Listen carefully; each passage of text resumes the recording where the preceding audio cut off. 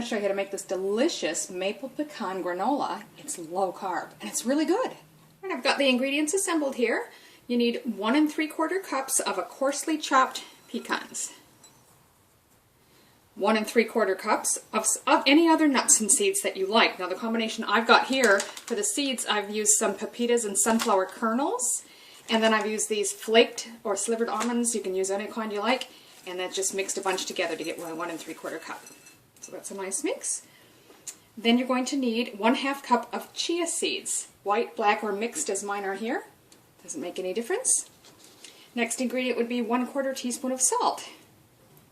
Then you need 1/4 cup of butter, that's about 57 grams, and 1/3 cup, now they suggest granulated Swerve sweetener. Swerve isn't a brand that I have in Australia, so I'm using this stevia sweet blend. All you want basically is something that measures spoon for spoon the same as sugar. So if your brand does that, that's fine, 1/3 cup. Then you need 2 teaspoons of maple extract, which I couldn't find here, so I'm actually going to substitute 2 teaspoons of this sugar-free maple flavored syrup. And lastly, you need 1 egg white. Now we'll preheat the oven to just 300 degrees Fahrenheit, which is 150 Celsius. I've reserved 1/2 cup of the pecans, and we'll set those aside. The other 1 1/4 cup are in this bowl, and now I'm going to mix in the rest of the nuts and seeds and the chia seeds. So just get that all mixed together. What we want to do is put this in a food processor and just process it until it's crumbed. Now, I haven't got a food processor that's large enough to handle that all in one batch at the moment, so I'm just going to do it in a couple smaller batches in my Oster. You just want to get it to the size of coarse crumbs.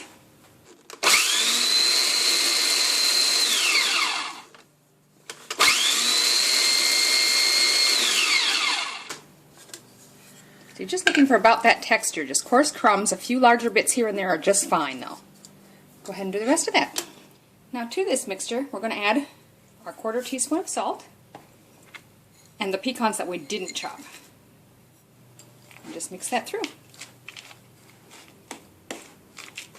So in a small to medium sized saucepan, I've just got that heating up, and I'm going to add the butter. And we want to melt that together with the Swerve, or in this case stevia sweetener that I'm using. I'm just going to bring that to a boil. You might see little tiny clumps of the sweetener in there. That's okay, but I'm just going to use a whisk to get that mixed together as good as I can. Bring it to a boil and then remove it from heat. Now that came to the boil very fast, and I'm just going to remove it from heat. We're just going to let that mix together again. Like I say, that sugar should dissolve in there very well. You just want to keep whisking until it does. At this stage, you want to add your 2 teaspoons of maple extract. Now, since I'm actually using a sugar-free maple syrup, I think extract would be a bit stronger, so I may have to add more. I'm just going to have to figure it out by experimenting, so I'm going to put like a good-sized tablespoon in there, and then just give it a taste and see if it needs a little more. Oh, I can smell it already. It's got a really strong maple smell, so it might be just perfect. But again, I just want to give it a little taste to see.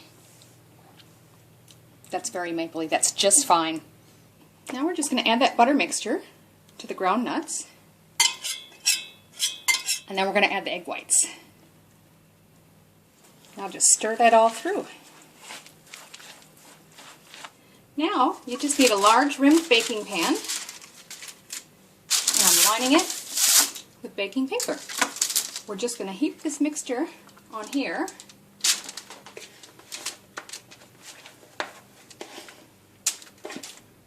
And we don't want to spread it out all perfect and smooth. We want granola clusters and shapes here, so I just want to spread it out, but leave it sort of lumpy and clumpy and leave little spaces, air pockets in there, so you can get some crispy clusters. That's just going to go right in the preheated oven for about 25 minutes.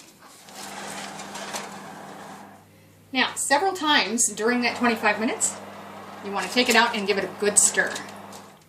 And you don't want to disrupt if you see some clusters already starting to form. That's nice. I don't want to disrupt them too much, but you just want to give it a stir so you don't have any parts that stay too wet. Just pop it back in and keep going. Well, that's been 25 minutes, and I've stirred it a few times. We'll pull that out, and I'm going to give it one more stir, but if you think yours needs a few more minutes, give it another 5 and see. So look at that. It's nice. You can see there's some nice dry crumbly clusters here and there. I'm just going to give it one last stir and then leave it sit until it completely cools. You don't want to put it away until it's fully cool. So there you have it, maple pecan granola. We weighed this when we just finished it and it was about 525 grams, so that's well over a pound. So we've just shown you quickly 2 ways you can serve this up for breakfast or any time really, and it might look the same, but this is just served in your choice of low-carb milk, whatever kind you like to use. It could be coconut milk, that would actually add a nice flavor, or just an almond milk, and a few berries on top. This one is served over the top of yogurt. We just use a low-carb yogurt. Typically that's going to be a sugar-free Greek-style yogurt, but any low-carb yogurt that you like would be fine. Dig in. This is really tasty.